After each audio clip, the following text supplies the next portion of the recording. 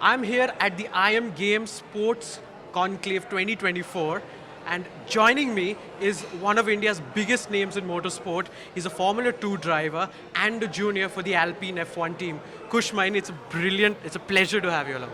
Thank you for having me. Thank you. Before we get into the questions, I really want to ask you about that big hit in Baku. Are you okay? And will you be able to race in Abu Dhabi?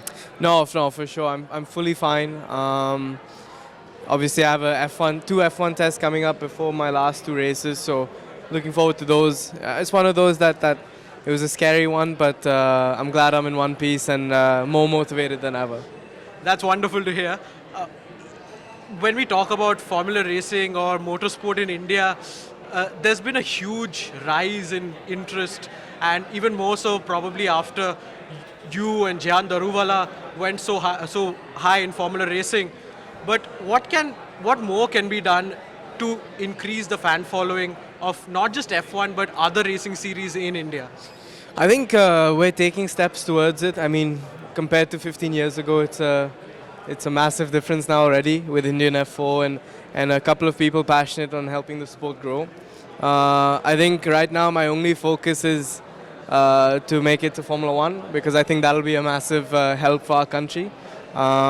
Because if I make it, I'm sure the Grand Prix will come back, and then India wants an Indian to cheer. So that's my one goal right now. And if that happens, I'm sure we'll wake up the sleeping giant.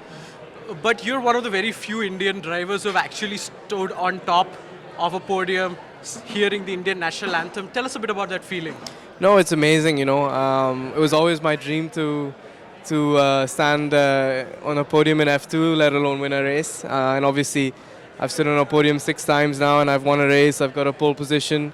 I'm even hungrier now. Obviously, being so close to an F1 team, having 4 F1 tests in a year is a dream come true for me. I mean, 4 years ago, I would have said you were lying if this happened. So I'm getting closer and closer to the dream. But I'm definitely hungrier to definitely make it happen. And as you know, it's really tough to get into Formula 1, but I think we're getting closer day by day, yeah. So when you signed with Alpine, and it's been more than a year now that you've been with Alpine, right now, considering they have already completed their roster for next year, what is the communication that you've been given from Alpine regarding not just your future together, but also as your future as a racing driver? Well, I think it's clear, the year hasn't even finished yet, so we have no idea about the communication. All I know is that, I've done a good job in the Formula 1 tests, and there's been some things out of my control in this F2 season.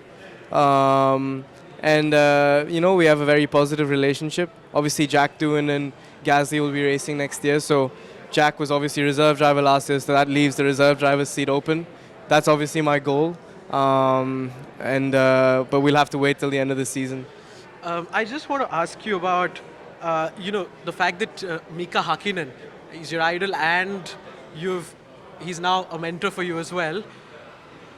Can you share some of the advice that Mika gives you? At his prime, he could go toe-to-toe with Michael Schumacher, beat Michael Schumacher on merit. What's some of the advice Mika has given you in terms of your driving style or your mentality? No, we're really close, I met him in Singapore because I went for the Formula 1 Grand Prix there with Alpine, and we spent a lot of time together.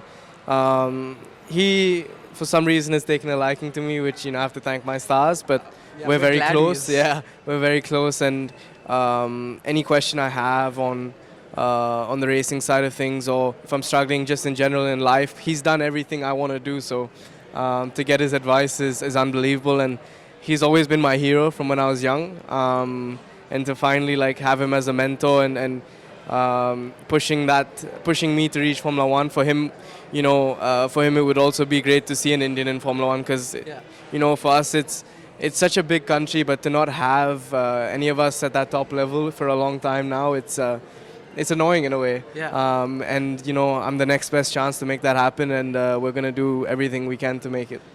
And speaking about doing everything you can, just want to touch upon your plans for next year.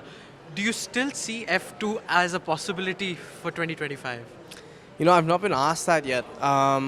and this you'll be the first one to hear it. But for me, I haven't really shown what I wanted to show. I mean, I started the year really strong, fighting for poles. I've obviously won a race. I've got 6 podiums, but there's been a lot of stuff that's been out of my control, and I haven't really shown what I was really capable of. So for me, leaving F2 now, I'd have too many regrets, and I really feel that I can fight for this championship. So you never know. I know before the year started, I said this would be my last year, but looking at it now, you might see me again, you might not, but definitely I'm more open to the thought of it. Thank you, Kush. It's been wonderful to chat with you today and for the insights that you showed for your career. That's all that we have here on NDTV with Kush Maini.